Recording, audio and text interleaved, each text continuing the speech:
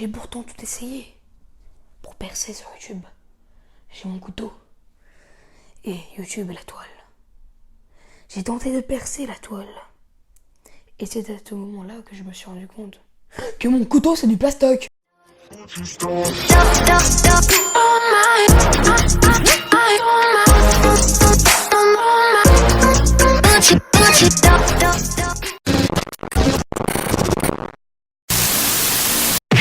Bonjour, c'est Sylvain, j'espère que vous allez bien. Et merde, c'est pas ça, on recommence, stop, cassez tout. Aujourd'hui, ça ne vous dérange pas, on va parler du système français scolaire. J'ai vu des vidéos sur le système américain et je me suis dit que s'il y avait moyen d'être repéré par des profs pour le système scolaire français, j'étais tout bon. Donc on va commencer tout de suite. Première étape. En tout premier, nous avons donc la crèche. Donc la crèche, c'est pour les enfants, donc c'est une garderie. Donc en gros, il y a des animateurs qui s'occupent des enfants et donc ils jouent, ils font la sieste, tout ça, bon, la base. Ensuite, on arrive à la maternelle. Donc ça, c'est pour les enfants de 3 à 6 ans, je pense. Je crois que c'est peut-être 5 ans, on va dire 3 à 5 ans. Donc 3 à 5 ans, les enfants vont à la maternelle. Donc là, ils apprennent comment faire des dessins sans dépasser, des beaux cercles, comment un tout petit peu de l'alphabet. Après, ils apprennent aussi les nombres. Donc ça peut leur servir toute leur vie, j'ai envie de te dire. Et surtout, à, par exemple, interagir avec les autres, c'est-à-dire vivre en communauté.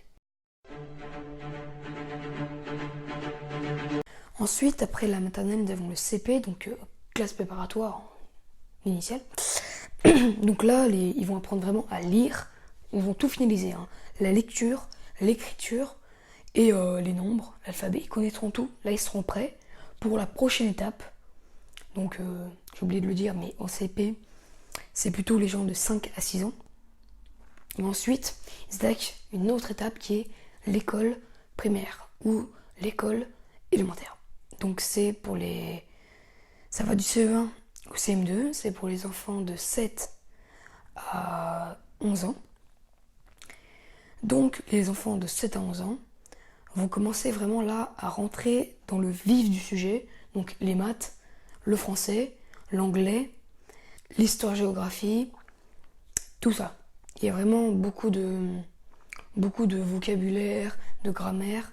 Là, ils vont vraiment se perfectionner dans toutes les matières pour attaquer enfin une prochaine étape. Sur le long chemin, tout blanc de neige blanche, un vieux monsieur s'appelle...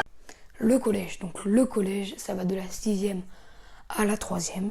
Donc c'est pour les enfants de 12, non, peut-être de 11. On va dire, c'est un peu la limite, le 11. Donc de 11 à 15 ans, 14-15 ans.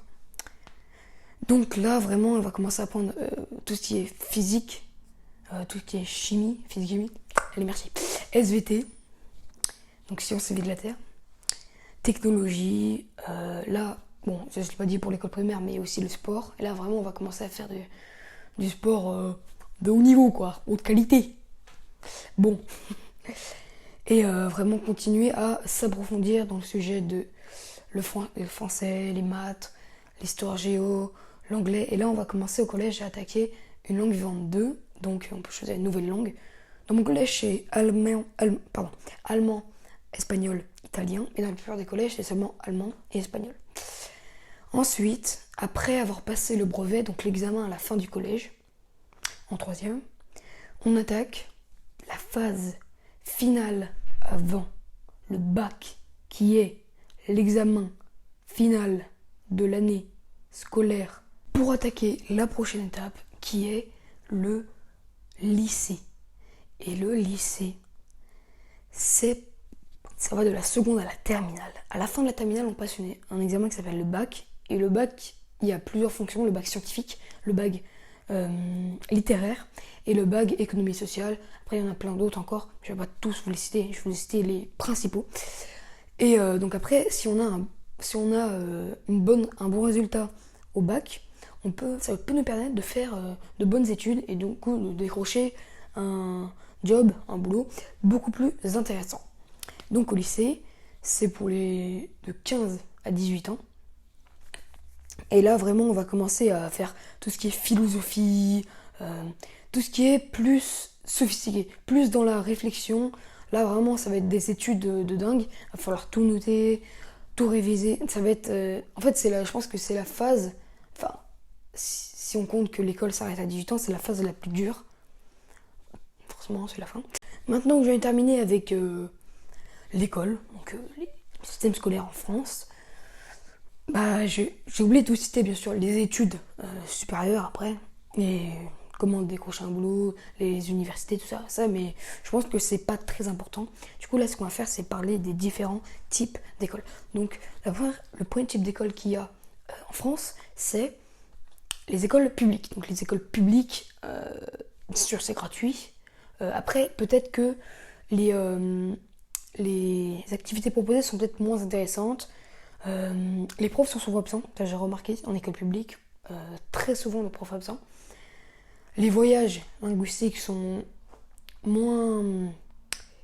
On investit moins dedans, du coup c'est moins loin, c'est moins intéressant du coup. Après voilà, c'est sûr que il y a beaucoup d'élèves qui y vont, parce que bah forcément c'est gratuit, du coup les parents n'ont pas envie de payer. Mais du coup après voilà, il peut y avoir peut-être plus de gens un peu qui ont moins envie que ça se passe bien. Et du coup voilà, c'est peut-être un des points négatifs de l'école publique. Ensuite, après les écoles publiques, il y a les écoles privées. Donc les écoles privées sont assez chères, bon pas tellement chères mais assez chères. Par contre les élèves sont bien pris en charge. Il n'y a pas tellement une différence de taille, je trouve, entre les écoles publiques et privées, et du coup voilà. Par contre, en revanche, voilà, c'est des écoles catholiques souvent. En France, on n'a pas besoin de porter d'uniforme dans les écoles privées, non, c'est pareil que dans l'école publique, on n'a pas à porter d'uniforme. Ensuite, le dernier type d'école, mais là c'est vraiment un type d'école exceptionnel, c'est l'internat. Mais l'internat, c'est on dort à l'école, et du coup, vraiment te faire en compatibilité, en social, parce que si t'es pas tellement copain avec les gens qui sont là-bas, bah du coup t'as du mal, parce que tu vis toute la journée, à part le week-end là-bas, et du coup t'as besoin de te sentir bien. Donc voilà, c'est pareil qu'une école normale, sauf que tout le monde se connaît mieux, du coup. Après, bien évidemment, c'est payant, parce qu'il y a les repas, ils hébergent quand même à l'internat. Et donc voilà.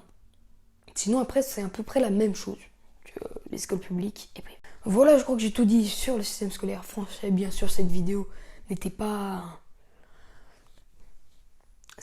tellement prévu, mais bon, j'ai eu cette idée-là en cours d'anglais. On s'est dit, ça peut faire marrer la galerie. Bon, après, j'ai tourné ça assez sérieusement. Du coup, il n'y a rien d'écrit, hein. J'ai essayé de tout me souvenir de ce que j'avais comme connaissance là-dessus. Et du coup, j'espère que ça vous aura plu.